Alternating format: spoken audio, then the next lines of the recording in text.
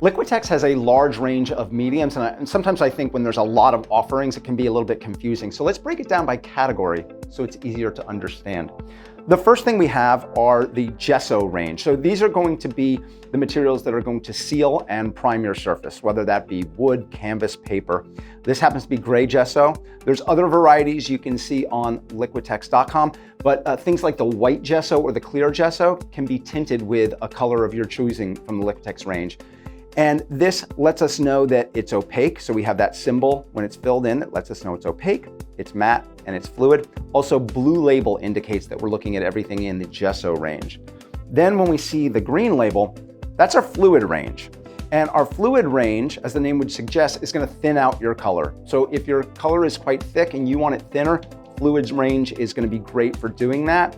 And there's various incarnations in the fluid range. This happens to be slow dry medium. There's a gloss medium, a matte, satin, and so on.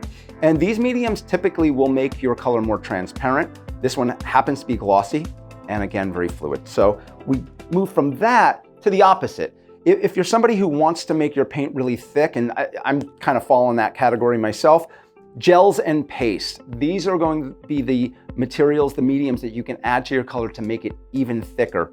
Happens to be the flexible modeling paste in this, but there's a gel medium, a super heavy gel medium, a matte medium, and a satin gel medium that will make everything much, much thicker.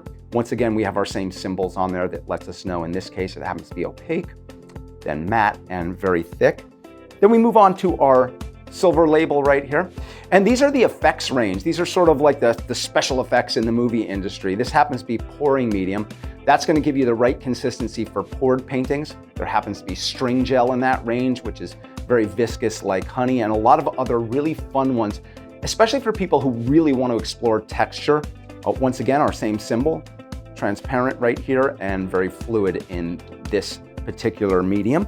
And then we go to our purple label, and that's additives. So additives are the range that don't have any acrylic binder in them. All the rest that I just mentioned have an acrylic binder. They're gonna make the paint film more flexible. In this case, there's no acrylic binder because the binder can sometimes change the value of your colors. They can make them lighter than they actually are. And when you look at the additives range, you don't have that because the binder is not present. And then finally, we have varnishes. So varnish is there to seal and protect your paintings, and they come in a variety of sheens as well. You're gonna see the orange label for that. So there are matte, satin, there are gloss and heavy gloss varieties of that. Again, all to suit your aesthetic needs. So remember, Liquitex offers a really large variety of these mediums, and you can find more at liquitex.com.